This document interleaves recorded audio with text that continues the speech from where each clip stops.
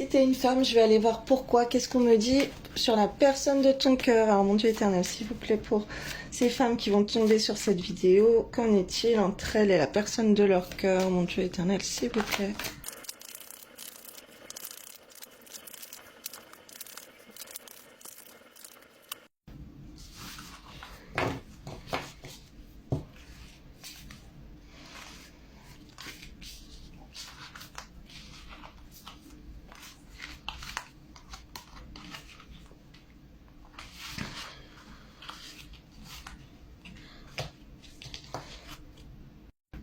Alors là, ce que je vois et ce qu'on me dit, c'est toujours pareil, c'est toujours pareil, c'est toujours pareil entre vous.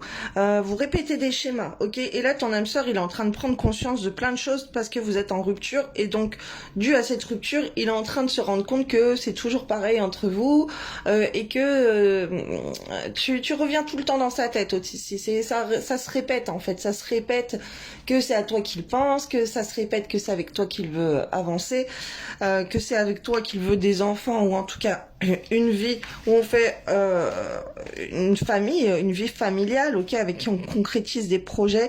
On voit quelqu'un qui a envie de changer de ville, déménagement, changer de ville, pour concrétiser ses projets avec toi, ok. Donc cette personne, elle pense tout le temps à toi. En fait, c'est en boucle dans sa tête. Cette personne, malgré une séparation, elle se dit, bah c'est toi qu'elle veut, c'est avec toi qu'elle veut des enfants, c'est avec toi qu'elle veut vivre, c'est avec toi qu'elle veut une vie familiale, c'est avec toi qu'elle a envie d'avancer, d'acheter une maison, de vivre ensemble. On voit que le poids de la famille, c'est quelqu'un qui veut une famille avec toi, et il y a la famille qui en empêche, ok. Il y a quelque chose avec la famille, c'est toujours pareil, il y a toujours des problèmes avec la famille. Il y a des personnes qui... Alors, ça peut être le fait que tu es différente par rapport à sa famille, ok. Par rapport à sa famille, tu conviens pas aux traditions ou quelque chose comme ça. On m'envoie aussi que cette personne, si elle est avec une autre personne, eh ben tu vas être choqué. Et par rapport au poids de cette famille et toutes ces différences qu'il y a entre vous, c'est comme si c'est toi en fait, son rayon de soleil. Et c'est toi qu'il a envie de surprendre, c'est toi qu'il veut, et que tu vas être surprise, tu vas être étonnée par rapport aux différences qu'il y a entre vous. Donc ça peut être aussi des autres personnes, ça peut être, je vois des énergies tierces, mais c'est pas uniquement s'il est en couple avec quelqu'un d'autre, ou voilà, ça peut être par rapport à la famille. Il y a des trucs qui vont t'étonner. On voit que tu rencontres des...